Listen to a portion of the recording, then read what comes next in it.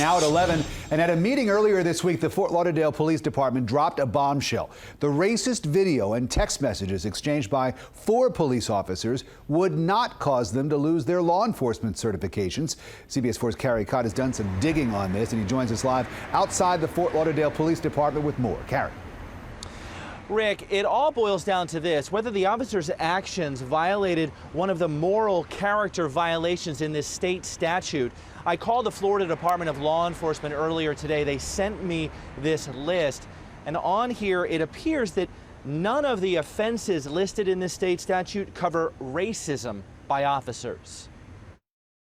After seeing this racist video that we're told was created by former Fort Lauderdale police officer Alex Alvarez and a series of racist text messages shared between Alvarez and 3 other officers, many in the community assume that in addition to losing their jobs with the Fort Lauderdale Police Department, the officers would probably lose their law enforcement certifications as well.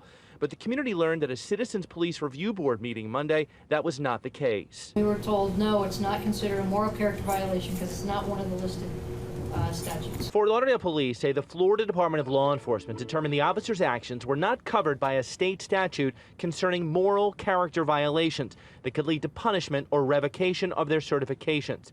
That means that Officer Alex Alvarez, Officer Christopher Souza, Officer Jason Holding, and Officer James Wells could seek work elsewhere.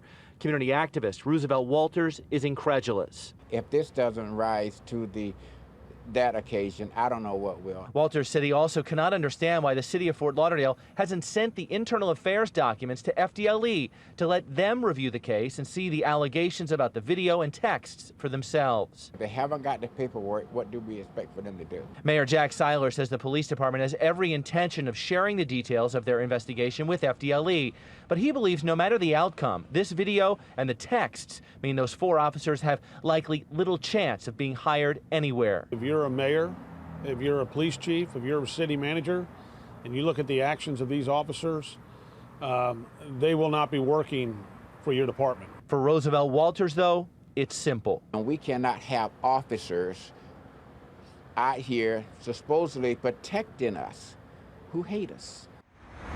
Mayor Seiler told me he would like to see this state statute amended to cover some sort of provision covering racism or discrimination by police officers. The Florida Department of Law Enforcement, tells me they don't have any disciplinary cases regarding these 4 officers at this time, and that when and if they get the documents from Fort Lauderdale on this case, they will review all the allegations thoroughly. Live in Fort Lauderdale, Carrie Cott, CBS 4 News Tonight. Carrie, thank you.